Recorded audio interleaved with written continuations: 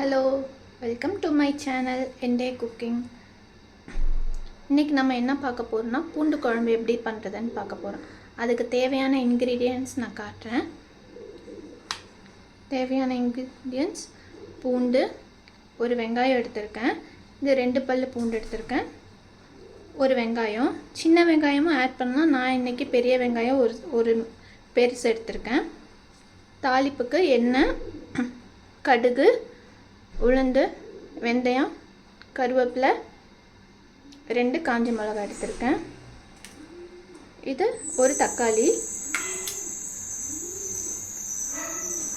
இது ஒரு நெல்லிக்காய் சைஸ் புளி எடுத்து கரைச்சி வச்சுருக்கேன். அதுக்கு தேவையான மசாலாஸ் என்னலான்னா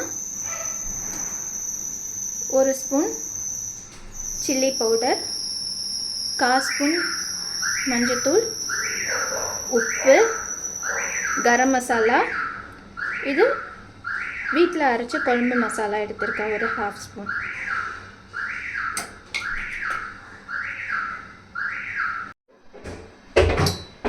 கடாய் வச்சிட்டோம், எண்ணெய் ஊற்றிக்கலாம்.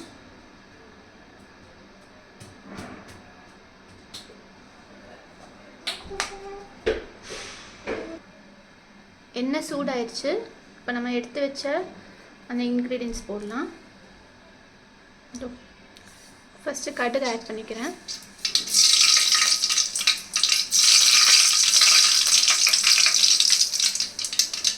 உளுந்து ஆட் பண்ணிக்கலாம்.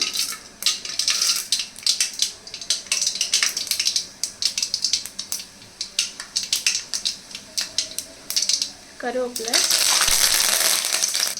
வெந்தயம் ஆட் பண்ணிக்கலாம். எடுத்து வச்ச காஞ்ச மிளகு பிச்சிட்டு போடுறேன்.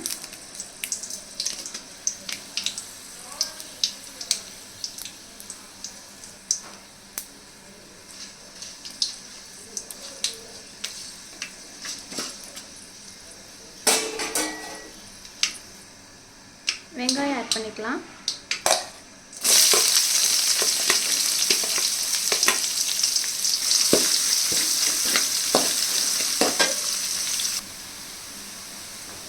பூண்டு ஆட் பண்ணிக்கலாம். நம்ம எடுத்து வச்ச பூண்டு,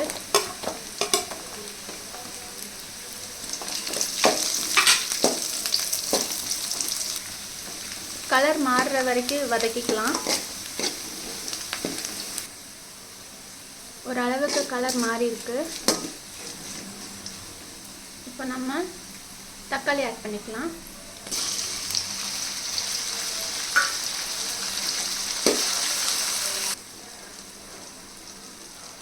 ஒரு அளவுக்கு வதங்கிடுச்சு. இப்போ நம்ம புளி தண்ணி ஆட் பண்ணிக்கலாம்.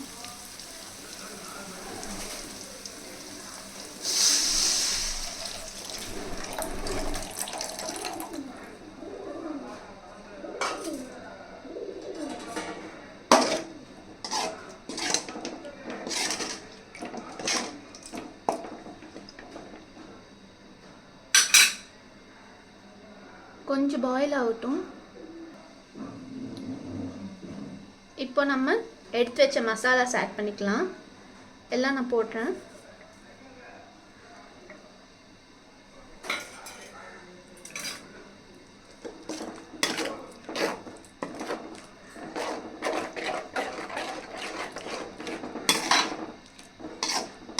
இது நல்லா பாயில் ஆகட்டும். கொஞ்சம் திக் ஆகுற வரைக்கும் நம்ம அப்படியே ஃப்ளேமில் வச்சுக்கலாம். டேஸ்ட் பார்த்துட்டு உப்பு பத்தலைன்னா உப்பு ஆட் பண்ணிக்கோங்க. நான் இப்போ கொஞ்சம் உப்பு ஆட் பண்ண போகிறேன்.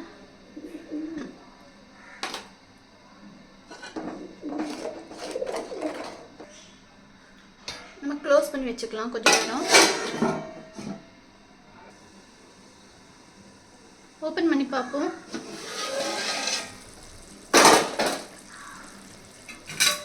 நல்லா மணக்குது. நமக்கு இந்த கன்சிஸ்டன்சி போதும்னா நம்ம ஆஃப் பண்ணிக்கலாம்.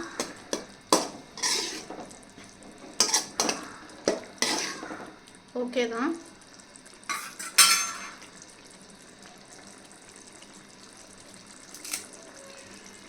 கொஞ்சமாக மல்லி இலை தூவிக்கிறேன்.